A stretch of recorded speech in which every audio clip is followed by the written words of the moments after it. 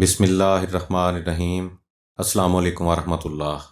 محترم سامعین، شیر خدا مولا علی رضی اللہ تعالیٰ عنہ نے ارشاد فرمایا کہ ریاکاری یعنی دکھاوا کرنے والے بندے کی 4 نشانیاں ہیں۔ پہلی نشانی، تنہائی میں نیک کام کرنے میں سستی کرتا ہے۔ دوسری، کہ جب لوگوں کے سامنے نیک عمل کرتا ہے تو پورے نشاط اور چستی سے کرتا ہے۔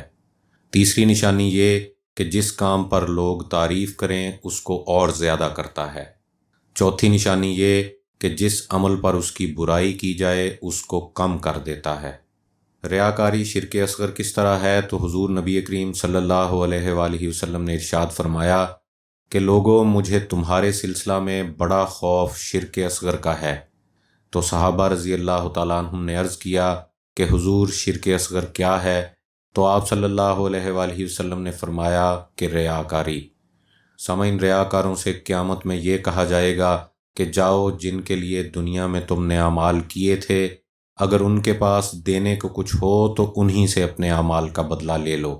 ریاکار کی مثال ایسی ہے کہ جیسے کسی شخص نے اپنی تھیلی کو پیسوں کی بجائے کنکریوں سے بھر لیا ہو۔ اس سے اس کو کوئی فائدہ نہیں سوائے اس کے کہ تھیلی بھری ہوئی دیکھ کر لوگ اس کو مالدار سمجھ لیں، لیکن اس سے بذات خود تھیلی والا کوئی حاجت پوری نہیں کر سکتا۔ اسی طرح ریاکار کو دیکھنے والے لوگ تو ضرور متقی اور نیک سمجھیں گے، لیکن اللہ تبارک و تعالیٰ کے ہاں ان اعمال پر کوئی اجر ملنے والا نہیں۔ کسی نے حضور اقدس صلی اللہ علیہ وآلہ وسلم سے معلوم کیا کہ میں بہت خاموشی سے نیک کام کرتا ہوں، لیکن لوگوں کو معلوم ہو جاتا ہے تو اس سے مجھے خوشی ہوتی ہے، اس پر ثواب ملے گا یا نہیں؟ کیونکہ بظاہر یہ اخلاص کے خلاف معلوم ہوتا ہے۔ تو آپ صلی اللہ علیہ وآلہ وسلم نے ارشاد فرمایا کہ دوہرا اجر ملے گا، ایک چھپانے پر اور دوسرا ظاہر ہو جانے پر۔ مسلم شریف کی ایک حدیث ہے کہ جس نے عمدہ طریقہ رائج کیا اس کو اس کا اجر ملے گا اور دوسرے عمل کرنے والوں کو بھی اس کا اجر ملے گا۔ خاموشی سے عمل کرنا اخلاص کی علامت ہے جو باعث اجر عظیم ہے۔ ظاہر ہو جانے پر دوسروں کو بھی عمل کرنے کا موقع ملا، اس کا بھی اس کو اجر ملے گا۔